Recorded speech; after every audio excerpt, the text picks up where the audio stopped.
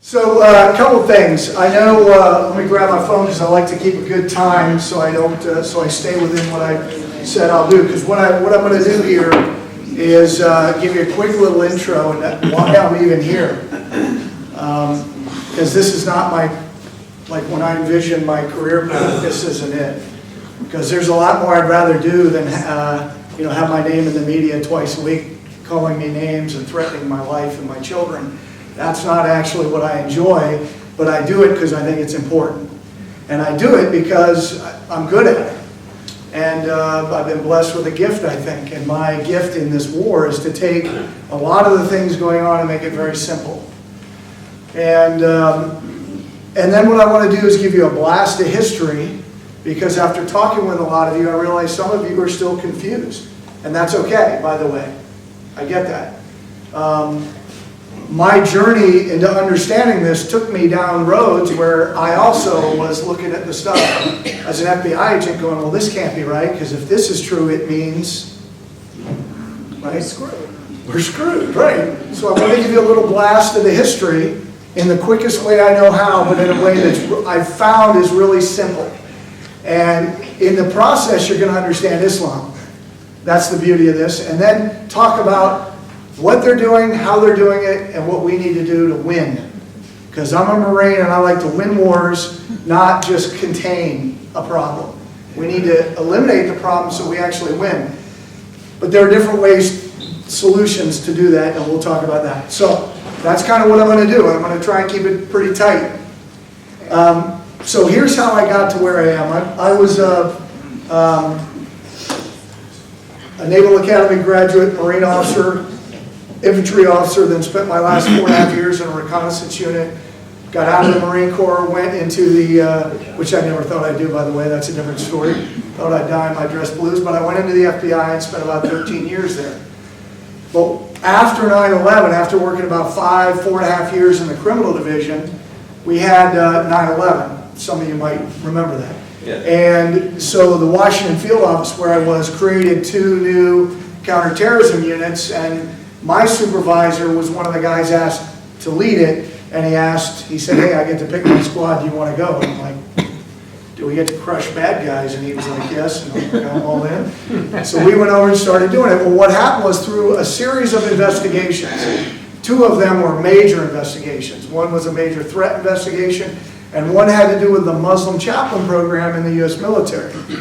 And through that process, I asked the logical question, how does one get certified as a chaplain in the U.S. military? And there were 2 certifying agencies, and both of them were Muslim Brotherhood organizations.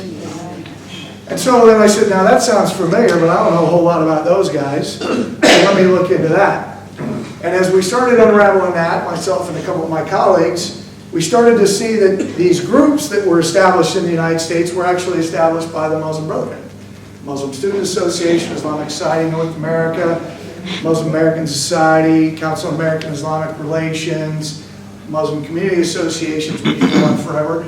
And all of those organizations, we had them tied to various investigations, terrorist investigations. And while I was doing this in the FBI, is Phil here? Phil, are you in the room? Oh, you're right in front of me. Recon! Eyeballs. Phil was doing something very similar in DHS, and we didn't know it until about 2008 or 9 when we met. Anyway, so I'm looking at this, and I find that these organizations that are part of this network, the leaders of these organizations are working with our director at FBI headquarters, and they're working with the agency and with the DOD. And as I started calling the short thing is, as I started working with other offices, asking them why they were shutting down cases, and the answer was normally because the boss was having lunch with the guy once a week, literally. I realized there was a big gap of understanding, so I started holding these one-day training sessions, which weren't enough, and in 2006 I created the first program in the government a 2-week program to educate. We had every agency, every state and local agency within 200 miles, people from DOJ, Maine Justice, U.S. Attorney's Office, 50 people in a room for 2 weeks and just steamrolled them. And their heads exploded. And they said everyone in the government needs to know that. We ran that one more time and it hadn't been run since. January 2007, that was the last time that was run. And as you all know, in 2010 and 11, Mr. Obama shut down any remaining programs, like the one we were a part of at the Joint Forces Staff College and in the DOD and all those. That was me and my colleague. We were doing 5 or 6 out of 12 classes of those programs. And a Muslim not in the class complained, so it gets shut down, of course. So that's how that works. But in 2008, at the end of the year, I got recruited by DOD to go work the strategic analysis of the Islamic threat, because they were watching what I had been doing inside the Bureau and what one of my colleagues had been doing. And so myself and another gentleman, Steve Coughlin, who had been working for the chairman of the Joint Chiefs, we were both recruited out by the guy who would become the director of strategic planning for the National Security Council, Rich Higgins, who got fired by H.R. McMaster, the president's first national security advisor, who was a train wreck and didn't have any understanding of this. So I'm sharing these things with you because when you understand this threat, you can do predictive analysis. You can understand what they're doing. When we were 2 and then we added 1, so we were 3 guys working inside DOD, and we were the only ones on the planet that briefed people on the upcoming threat. This was November 2010, on this big revolution that was going to happen beginning in Egypt, spreading across the Middle East, would go to Syria, it would stymie there because of some obvious issues there. And here's what would happen, and that all has come to pass the way we predicted. And here's what I want to say. It's not because, although I would say Steve Coughlin's probably one of the smartest 4 people on the planet, it's not because you have to be a brainiac to understand this stuff. Once you understand how they process everything, which is through the lens of Sharia, Allah's divine law, Islamic law, then you got the whole game figured out. It's how they communicate, it's how they fight wars, it's how they talk to you on the street. It's the very reason they can look you in the eye, you think they are absolutely a friend of yours, and they're lying to you. And this isn't to say that everyone that self-identifies as a Muslim is a threat. But you need to understand that their doctrine requires them to wage war against the non-Muslim community and obliges them to lie. There's no version of Islam that doesn't oblige that. So, what I want to do is I want to blast through this, what I call the quick history lesson, and I begin with asking this question. Why? Why did they do this? But the key is, all you got to know is who's the perfect example for every Muslim on the planet? Muhammad, that guy. Born in 570 AD, died in 632 AD. And the most authoritative, the Quran, dozens of times, says he's the perfect example. A beautiful pattern of conduct for all Muslims, for all times, until the end. Everything he does. Why do Muslims step their right foot in the mosque first? Because Muhammad did it. Why is it prohibited for men not to wear gold? Because Muhammad prohibited it. Are you with me? That's why they do everything. And so when you go to the most authoritative biography of the life of Muhammad, and it says, right, that Muhammad in Medina went out to the market and sent for them, the Jews, and struck off their heads in the trenches. There were 600 or 700 in all, though some of the figures high as 800 or 900. The perfect example, beheaded up to 900 Jews after the Battle of the Trench. How is this un-Islamic behavior? When people say that, I just don't know what they're talking about. In that same book, on page 675, Marwan's daughter mocks the Prophet, and the Prophet Muhammad asks, "Who will rid me of her?" So this guy kills her, and in the morning Muhammad says 2 goats won't butt their head about her. So killing people for mocking Muhammad is good to go. So why did they go to Charlie Hebdo and kill people? Because the Prophet himself said it's good behavior. It's not. Now, without going through what the hadith is, it's simply the reports of what Muhammad did and said. And what you need to know for this second is that a man named Bukhari is the most authoritative scholar in all of Islam without any question. And he attributes to Muhammad that Muhammad said, the hour will not be established until you fight with the Jews, and the stone behind which a Jew is hiding will say, Muslim, there's a Jew behind me, kill him.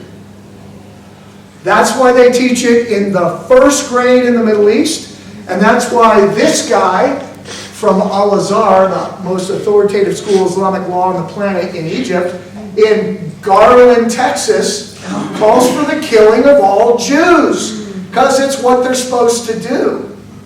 And we are in Israel, in case we forgot. So if you're wondering why they're throwing stones and chairs at Jews last night, because the prophet said you should kill them. How about this? The prophet married her, Aisha, when she was 6 and consummated his marriage when she was 9. That's Bukhari. That's authoritative. No question about it. So why can a Jordanian man marry an 8-year-old girl? Because the prophet did. No question about it. As a matter of fact, several years ago when scholars started saying, we should kind of tone down on the marrying the 7-year-olds. All you got to do is watch the response from other scholars. Are you saying the prophet was wrong? No, I am not. Because if you say, yes, I am, the next thing you're going to hear is your head hitting the deck. Allah's messenger said, I have been ordered by Allah to fight against the people, the non-Muslims, until they testify none has the right to be worshipped by Allah, and Muhammad is Allah's messenger. And offer the prayers perfectly and give obligatory charity, so if they perform that, they save their lives and property for me, except for Islamic law. Boom.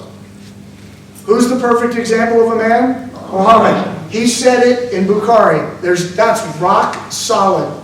That's like 4290 Supreme Court rulings in Islamic law. You're done. That's the end of the discussion. So, Muhammad says, I've been commanded to wage war, and then what does he do? Well, let's just look in his biography at the chapter headings. Raid, raid, raid, raid, raid, raid, fighting, battle, chapter on the spoils of battle, raid, raid, raid, battle, names of polytheists slain at Uhud, raid, raid, battle, attack, killing, attack. You seeing a theme here? Right? Raids, battles, you don't get it? Okay, Philip, you stay late. I'll explain it to you. So what would you expect the men who follow Muhammad to do? That's exactly what they did. So they conquered Jerusalem in 637, right? Conquer it. And what do they keep doing? They keep fighting. And after 470 years of unprovoked attacks, right? Including 732 at the Battle of Tours. So Muhammad dies in 632, and within 100 years they go from the Arabian Peninsula, Saudi Arabia, to France. The first major threat to Western civilization. Now you could argue that obviously what was going on here in Jerusalem with the Christians and the Jews, but now they're going to the center of power in Europe. Now, thanks to Charles Martel, they defeated the Muslims. But after all this time, finally in 1095, Pope Urban II says that's enough. And the unified armies begin the Crusades to take back the Holy Land. Primarily, that's their purpose, their stated purpose. So for those of you who are confused, because I've talked to a few of you, thank you, who still have a confusing understanding of the Crusades, what I want to do is, using this battle map, thanks to my friend Bill Warner, you're going to see white dots pop up as battles, jihadi battles, and then they're going to turn red, and you're just going to watch it. And the timeline is right here, beginning in 622. Okay? Thank you. So let's just look at the jihad battles. You can look up here for the dates.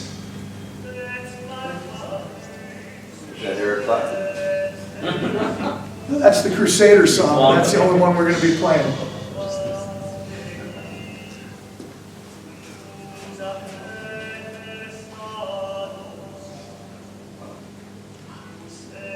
entering the year 900, and the jihad's still going on. Now this is obviously before the crusade was declared. They really wanted Europe. Oh, funny, look what's going on over here. That's Spain. Spain and France. Now we're into the 1100s. Jihad's still going on. These are all battles.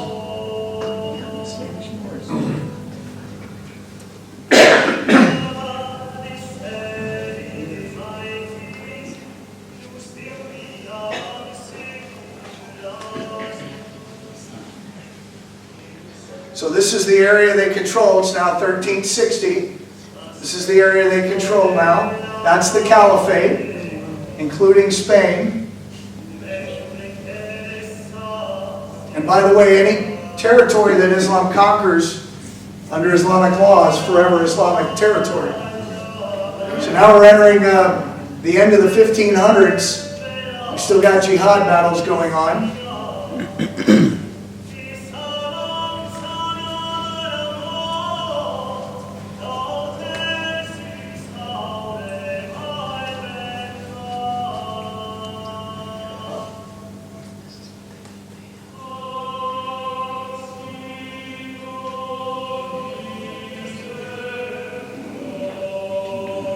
See the expanded territory? Now we're into the 1900s and it stops. Why? Well, we're going to talk about that. And it's done. Now let's look at the Crusades, the horrible Crusades. Right? 1095, they begin. Let's look at the battle map of the Crusades. There you go. And done. Do you think that's equivalent? Well? No, not even close. No, not even close. Not even close. Defensive battle against 470 years of Muslim aggression. And by the way, for those of you not aware, Crusaders who were caught doing things like stealing, murdering, they were punished and excommunicated from the church, and several were executed if they could be found guilty of these crimes, because that was not part of their mandate. So individuals who acted in certain ways, that was not accounted, meaning they were held accounted for. Okay, so now I mentioned Spain because Spain was conquered in the year 711. How many of you knew that? Anybody raise your hand? Andalusia. Yeah, Andalusia. They still call it Andalusia because that's what it is. Well, anybody know what year Spain was liberated? Thank you, thank you. Not bad, Air Force. It's pretty good. All right. You got New York and Air Force jumping in there. All right, so yeah, 1492. And then the Queen and the King sends Columbus out to figure out new trade routes because the Muslims have, right, shut them down. That's what this is about, tied directly to our history. 1571, one of the greatest naval upsets in the history of the world, where the Muslims, the Turkish fleet is defeated by the Holy League fleet. Unbelievable battle. I encourage you to read the history of this, but for the purposes tonight, we're just tracking the history. And then finally, September 11th and September 12th, the big battle on the 12th, 1683. That's the Poland. Right, the gates of Vienna. And the Polish, really, the Hussars won the day. These are these guys, they actually wore these huge wings. And they were a huge cavalry threat, and they certainly helped to win the day. So this was the last greatest advancement. So let's keep going forward to 1786, when ambassadors Jefferson and Adams met with the ambassador to Great Britain from Tripoli, and they said, why are you seizing U.S. ships and capturing and kidnapping our citizens, by the way? Kind of like the Somalis have been doing for the last 15 years, because that's lawful under Islam.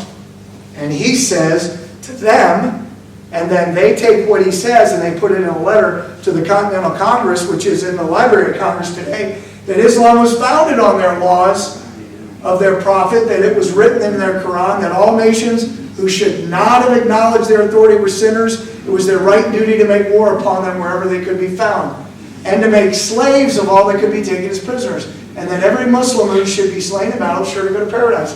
Well, that's exactly what ISIS and Al-Qaeda say today. So Thomas Jefferson and John Adams acquired a Quran. And the first Quran translated into English in London in 1649, the very first sentence says, we're translating this so you might better understand your enemy and defeat him on the field of battle. That's why we translated the Quran, by the way.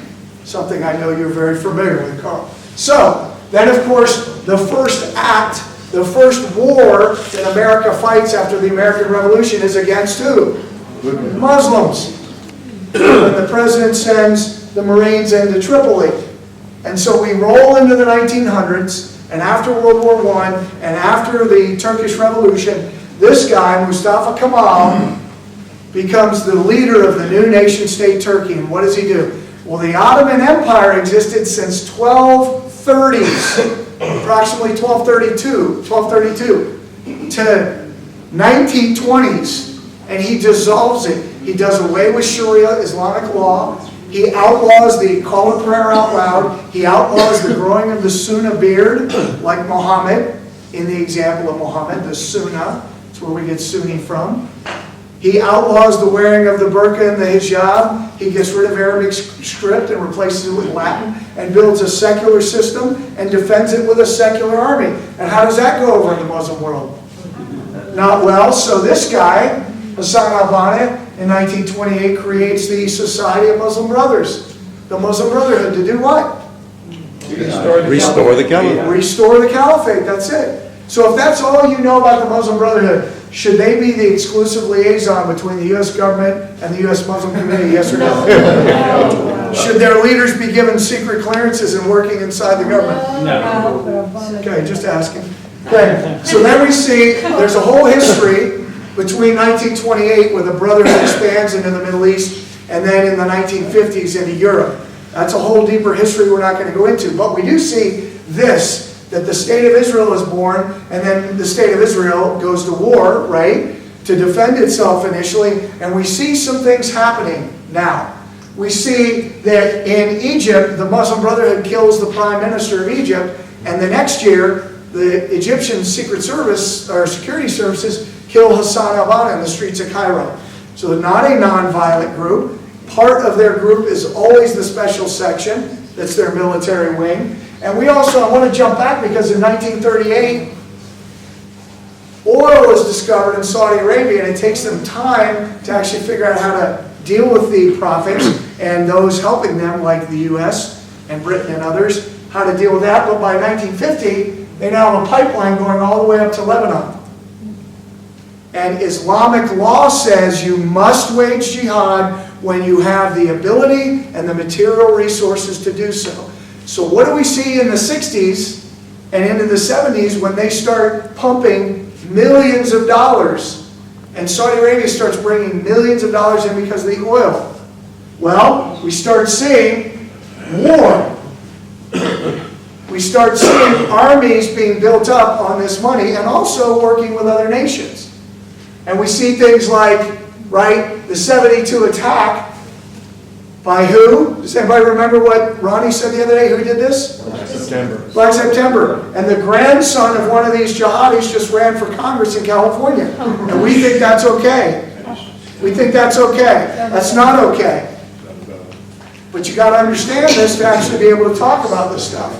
So what do we see? We see all this stuff. Now I'm not going to go into this. We've had a lot of this, the good history.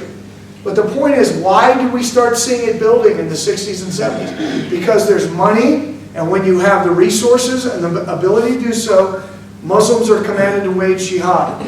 And so we see the seizure of the U.S. Embassy in Tehran, and what does Iran say? We're waging, the Ayatollah says, this is a global war against the non-Muslim world to establish Islam in the land. Exactly what they're commanded to do. And we see the Soviets, literally the next month, invade Afghanistan, which becomes the battle cry, and so Muslims for all over the world, if you have the ability to go to the place of battle, you must do it. And then we see in the early 80s, Anwar Sadat is killed by who? Brotherhood. Right, Brotherhood organizations.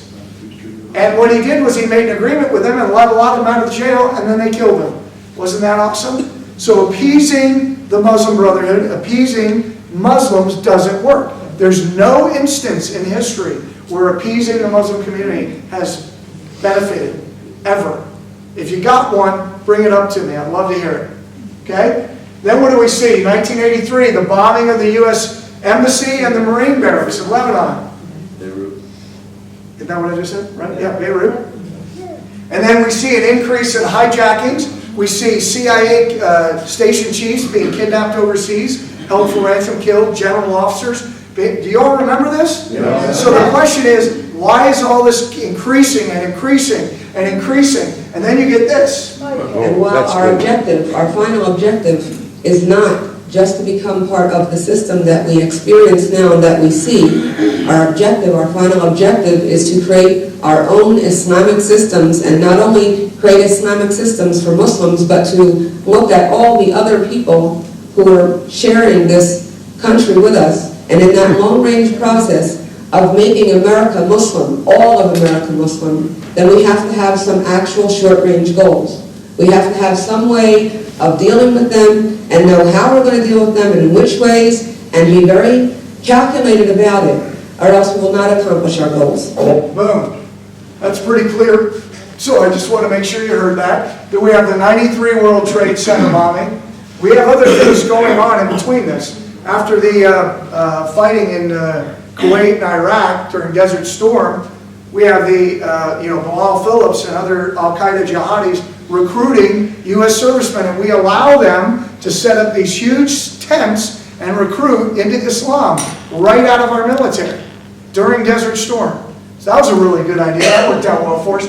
1996, Iran, the nation of Iran, via Hezbollah, an arm of the Iranian government, conducts this in Saudi Arabia, this attack. 19 U.S. Air Force airmen killed.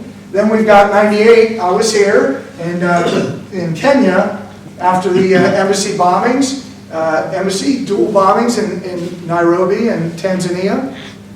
That's an Al-Qaeda attack. And then we've got the millennial at the end of 1999, multiple attacks that were planned. The ones in Jordan, we think there were 6. And between U.S. and Jordanian intelligence, they were actually all stopped. The LAX, that was Rassam, who came across the northern border and got caught. That was successful, the Taliban hijacking the Indian Airlines. And then the USS Sullivan's being attacked in the port of Yemen. Well, they miscalculated and their raft sank, but what did they do? They came back again and got the coal. So now I ask you, why? I would say, why not? It is 1,400 years on a continuum of jihad, not because of Israel and our friendship with Israel, not because of U.S. foreign policy, not because there aren't enough McDonald's in Yemen, not because there's not enough education in the Middle East, they don't have enough money, they don't have enough jobs, none of that. Because it's a command from Allah that they do this when they have the ability and the resources to do it. Period. That's it. Everything else is crap. Now, do these other things affect it? Of course. But what is lacking, both here and in the United States with our leaders, is that clarity. When they ask for a concession, stand by. They have an agenda. She's telling you, we have an agenda to make all of America Muslim. That's 1989. They're a little more bold today even. So, they tell us, Sharia will dominate the world. This is the 2013 Pew poll. Look at these numbers. These are the number of Muslims polled in these countries that want Sharia. These are not low numbers in places like Niger. Well, of course you'd expect that there. Iraq, Bangladesh, Pakistan, Afghanistan. Let's look at these huge nations. Indonesia, 72%. Malaysia, 80%. This is like 125 million Muslims. So when you add these numbers up of what these numbers represent, you've got 2 or 3 times the number, 3 times the number of people in the United States, the number of Muslims who say, yes, of course, I want exactly what Al-Qaeda and ISIS are fighting for. They may disagree with the methodology to get there, but they all want it. Does that make sense? Yeah. Jihad. Excuse yourself. Oh, of course. So, I want to show you the first minute and a half of this, and this is kind of the last thing, and then we'll go into the... Can we have the camera? Let me just say, this is the Norway Peace Conference. Oh, Lord. Now, it actually is a peace conference, but I'm going to let that stand. You have to know what the word peace means in Islam. Can we have the camera? Can we have this camera focusing on all the audience here? Can we have this camera focusing on all the audience? Because every now and then, every time we have a conference, every time we invite a speaker, they always can come with the same accusations. This speaker supports death penalty for homosexuals. This speaker supports death penalty for this crime or this crime, that he is homophobic, they subjugate women, etc., etc., etc. It's the same old stuff coming all the time. And we always try to tell them, I always try to tell them that, look, it's not that speaker that we're inviting who has these extreme radical views, as you say. These are general views that every Muslim actually has. Every Muslim believes in these things. Just because they're not telling you about it, or just because they're not out there in the media, doesn't mean they don't believe in them. So I will ask you, everyone in the room, how many of you are normal Muslims? You're not extremists, you're not radical, just normal Sunni Muslims. Please raise your hands. Everybody, mashallah, subhanallah. Okay, take down your hands again. How many of you agree that men and women should sit separate? Please raise your hands. Everyone agree. Everyone agree. Brothers and sisters. SubhanAllah. So it's not just these radical sheikhs then. Allahu Akbar. Next question. How many of you agree that the punishments described in the Quran and the Sunnah, whether it is death, whether it is stoning for adultery, whatever it is, if it is from Allah and His Messenger, that is the best punishment ever possible for humankind, and that is what we should apply in the world. Who agrees with that? Allahu Akbar. Are you all radical extremists? Okay, what's the point? You already said, just because we're not out there telling you about it. There's no such thing as radical Islam. Islam is Islam. Islam's Islam. There's one Quran, there was one Muhammad. That's it. John, how come all extremists get What's the it? same Quran exactly wrong to say? Yeah. Well, he's prompting me because he loves it when I do this. The question is, all these guys that from the 9/11 hijackers and every attack in Europe and the United States where we've had jihad attacks or attacks by Muslim. Isn't it interesting that they all get their version of Islam wrong in exactly the same way? What a coincidence. What a coincidence, right? And finally, at the international level, the OIC, raise your hand if you know what the OIC is. 1, 2, 3, 4. Come on, Peggy, if you better. All right, so 10 people in here, 11. The OIC, the Organization of Islamic Cooperation, which is the largest voting bloc in the UN. It's all 57 member states. 56 states. 57 member states, it's 56 nations, plus what they call the Palestinian territories. But it's 56 states in the OIC according to them. It's 57 states, excuse me, according to them. 57 states. Some of these states Obama thought. That's right. Just throwing that out. States in Obama. So, they are party at the head of state level to the Cairo Declaration. And I just want to go, well, first of all, I'll say this. Life, right, is a God-given gift, and it's prohibited to take away life except for a prescribed reason. So this is the Cairo Declaration on Human Rights in Islam. This is how Islam sees human rights, how they relate to the non-Muslim world and to the Muslim world. And all rights and freedoms stipulated in this Declaration on Human Rights in Islam are subject to Islamic Sharia, and the Sharia is the only source of reference for human rights in Islam, which means when an Islamic leader at the UN, at the head of state level, says the phrase human rights, they mean what? The imposition of Sharia. And if you're at the State Department or in the White House or at the CIA and you don't know that, you're incompetent. Because this was not only approved by the OIC, which is every Muslim nation on earth, it was served to the UN as an official document. So you cannot say we didn't know. You don't get to do that when you're in an official government position. So, what do we know? Violent jihadis, the non-violent jihadis who support these guys and will do this when they need to, and at the international level, the umbrella organization for every Muslim nation on the planet all want this. Allah's divine law, Sharia. The entire purpose of Islam, is to wage war against the non-Muslims until Sharia is the law of the land. So you either need to submit to Sharia, convert to Islam, or they wage war against you. That's it. No other version. Those of you that are still like, lean over to your friend, tell him to give you a good jack in the side of the head and get that nonsense out of your head. There is no other version.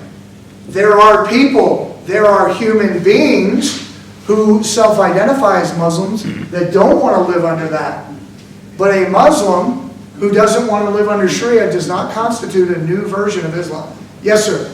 The Temple Mount was closed today because of the doctrine of Sharia. That's right.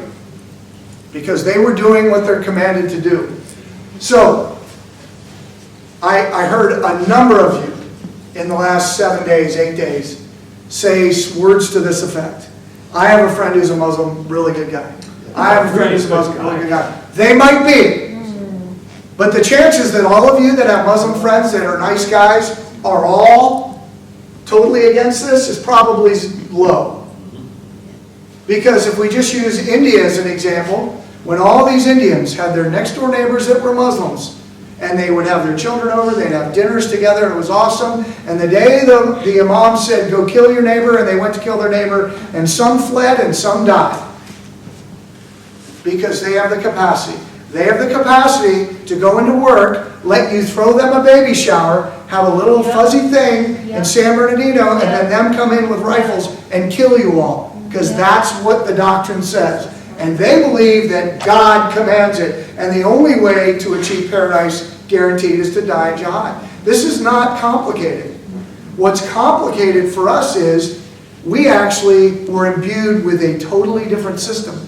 And this is so contrary to that a lot of us have a hard time processing this. Yes, of course, that's totally unlawful. In the Dar al-Harb, in the House of War, the non-Muslim world, they can do all that. They can cut their hair, they can wear a cross, they can say they're Christian, they can do whatever. You know, while we've been here, I've had, from the U.S., several people. A couple of them had sent me this video of this guy who's, you know, a Saudi Arabian convert to Christianity. And I said, you know, that looks like a good conversion. And he actually sounds legit, and he probably, my guess is he's probably legit. But we have had some cases where they're not. And remember, the Iranians put people through seminary, Christian seminary, so they can penetrate the underground church. For those of you not aware, in 2009, the Holy Land, 2008, the Holy Land Foundation for Relief and Development was convicted of sending over $12 million to Hamas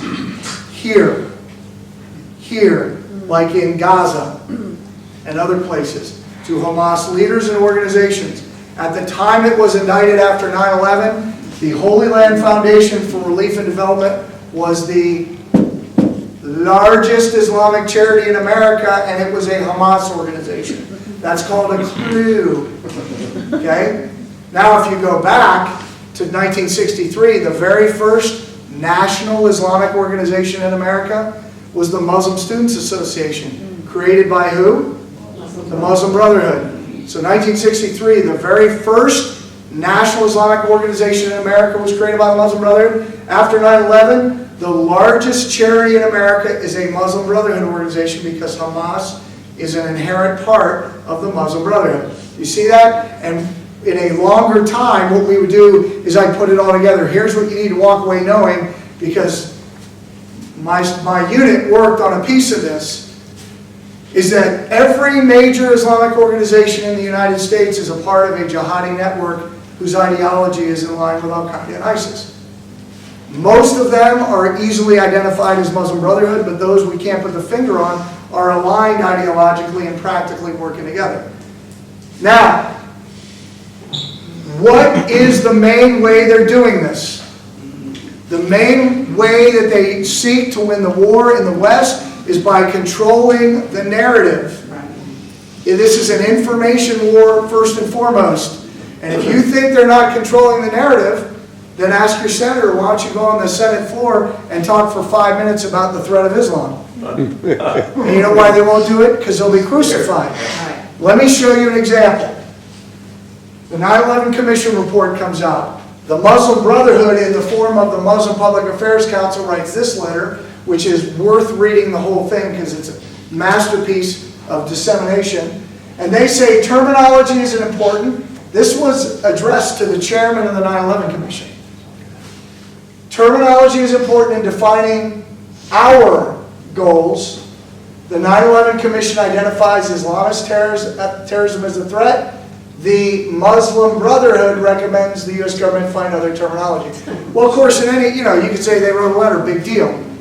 So, before the letter came in, the 9/11 Commission report over 600 times uses words like Islam, Muslim, Jihad. You see that? As well as these others. Well, after the letter comes in, that's what we get. National security, now punch it out to the 2014 strategy. We can even go out to Mr. Trump's, where the word Sharia is used, and yet it's not defined, and it's not explained as the enemy's doctrine. So you might as well have put Kool-Aid in there. It's a useless, if you've read the document. Has anybody actually read it? A couple of you? No meat in it. Mr. Trump's first national security document.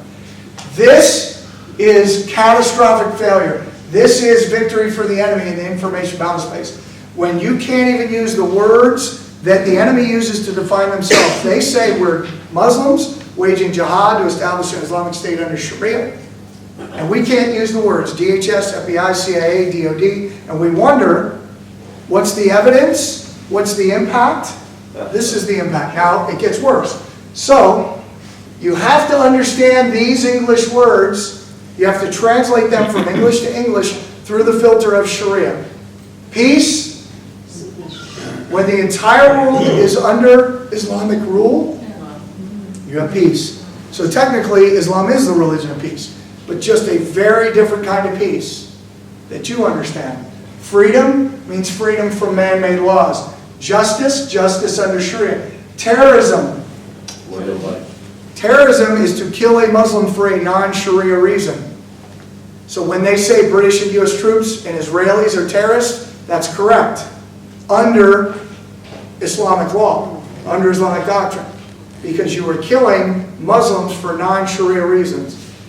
Do you see how that might actually affect somebody polygraphing a terrorist? When you ask him, are you a terrorist? If he's planning on blowing up the U.S. Capitol tomorrow, he can go, nope. And he will register good to go. Not deceptive, because he's not a terrorist, he's a jihadi. You got to actually ask the right questions. But you got to actually know this before you can do that. Extremists. Those are people who go too far too fast.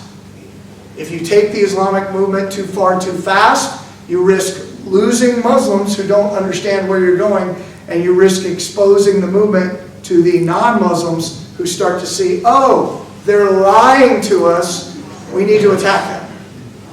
So if you go too far too fast, you are extreme. Does that make sense? Yeah. We're trying to keep this quick. Only Muslims are innocent under Sharia. We just defined human rights. Suicide is unlawful in Islam. Dying in jihad is the only way to guarantee, that's a six-pack of beer, whoever's phone's going off. Send it up. Suicide unlawful, dying in jihad, only way to guarantee paradise. So, why are they actually making headway? Because this guy, Abdurrahman al-Amoudi, was the most prominent Muslim in the United States in the 1990s and early 2000s. And there he is. Yeah. Well, we can laugh. Be careful, though. Global warming. Because he went to the White House more than any other Muslim during the Clinton administration. He worked with the Department of Education on what went in public school textbooks. He was a goodwill ambassador for the State Department. And he created the Muslim chaplain program for the U.S. military. And in 2003, he was arrested in Heathrow Airport with $340,000 from Libya for the Global Jihad. The U.S. government identified him as a senior al-Qaeda financier. Do you think we have a problem? So, there he is. I just want to show that because, yeah, what? We can do this explanation later. If you don't have Raising a Jihadi Generation, I would encourage you to go to our website and get it, maybe get a little explanation. One more. This guy, Mohammed Majid, the head of the Muslim Brothers Islamic Society in North America, had a secret clearance and served on the Homeland Security Committee. And by the way, the evidence in the HLF trial revealed that ISNA sent money, not laundered money, directly from their accounts to Hamas leaders and Hamas organizations overseas.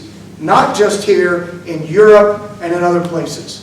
And he had a secret clearance on the Homeland Security. This is one guy under the Obama administration. And there he is inside the White House.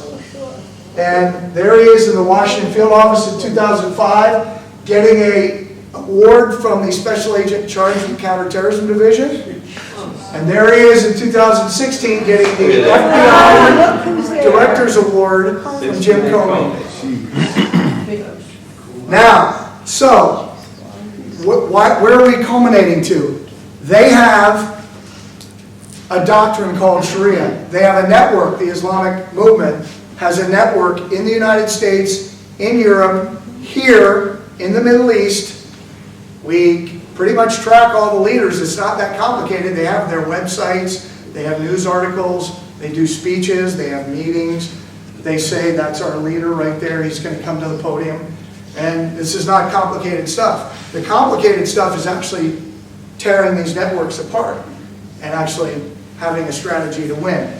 So now we understand a little bit if this is going on, and if we can show, for instance, that the FBI's outreach partners, that all three of the Muslim outreach partners of the FBI are Muslim Brotherhood, well then that would explain why their heads are buried so deep in their butts. And they're clueless. And the average agent that you talk to who's been in the FBI less than 10 years will tell you the biggest threat is white extremist groups. They will tell you that, and they will mean it, because that has been drilled into their noggin since day one.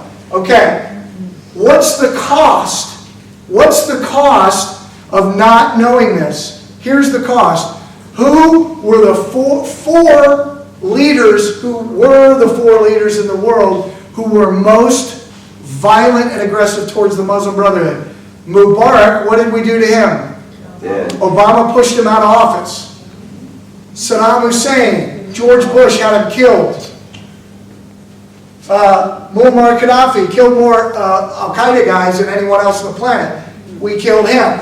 And the last guy is the Syrian leader, Assad. And we're trying to go after him. Do you think that's an accident? Knowing what you know now about who's literally advising the U.S. government, I'm not saying any of these people are good human beings, but they were killing and imprisoning the very people who are leading the global movement. Unreal. We killed 2, we booted 1, and we're working on the 4th. That is what the Muslim Brotherhood calls civilization jihad by our hands. They get our leaders to do their bidding for them, and I would say they're batting 1,000. Now, the final kicker is, in the United States, for 4 years, the lead element, the mothership of the Muslim Brotherhood, became the U.S. Council of Muslim Organizations. June 2014, they stood up. Something's been going on the last couple of years, a little over 2 years. And that is that in the U.S., the Muslim Brotherhood is primarily led by Hamas. Muslim brothers. And those reigns have been turned over, I would argue, want to put a percentage, 90%?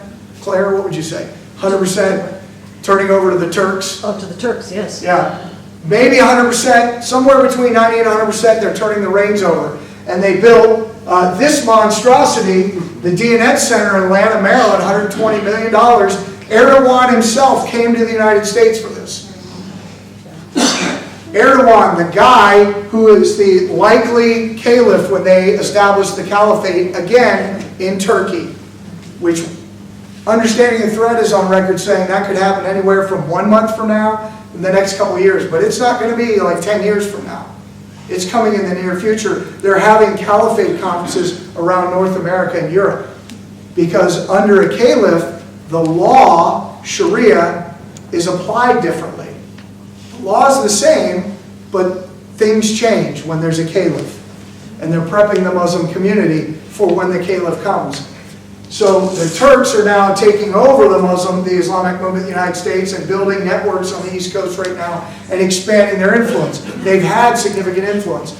They literally have a campaign at the state level, at state houses all over the United States, to bring state legislators over to Turkey and show them how awesome Turkey is. It's a whole influence campaign. Here's why I'm saying this.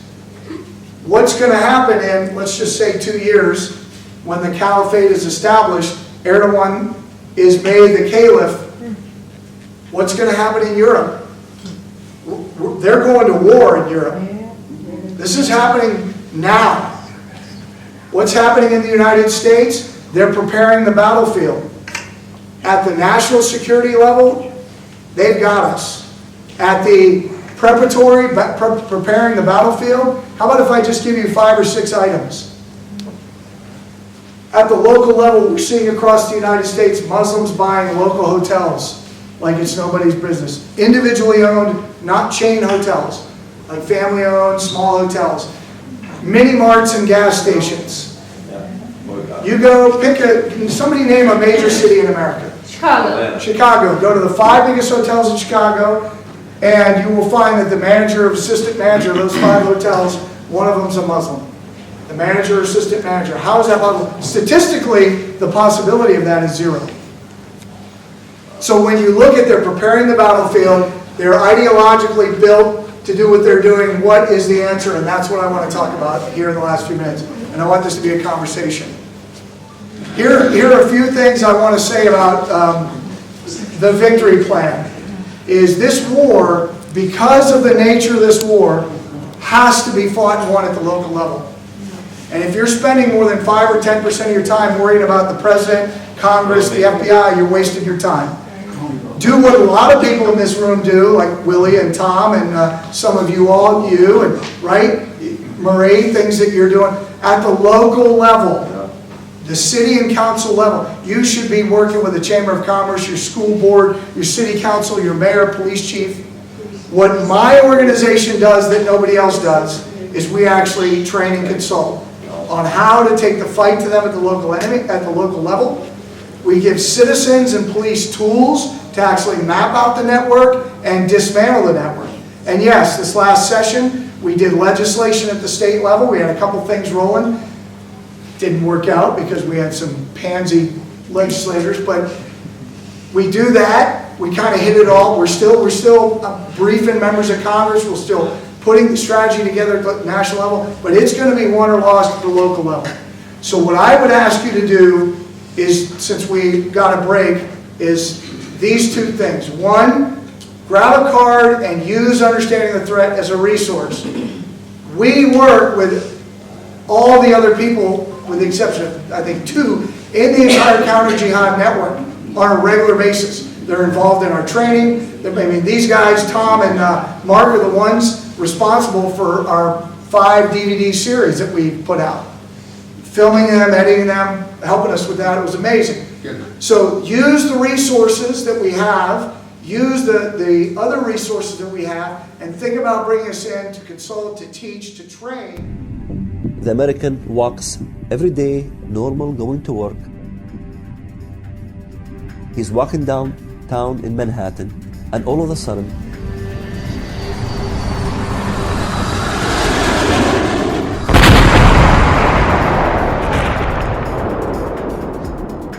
two planes hit the Twin Towers, and they have no clue why would somebody do such a thing.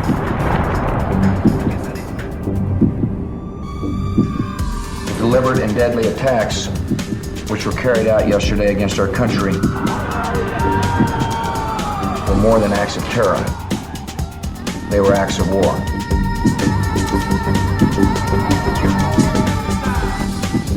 Radical Islam has declared a war.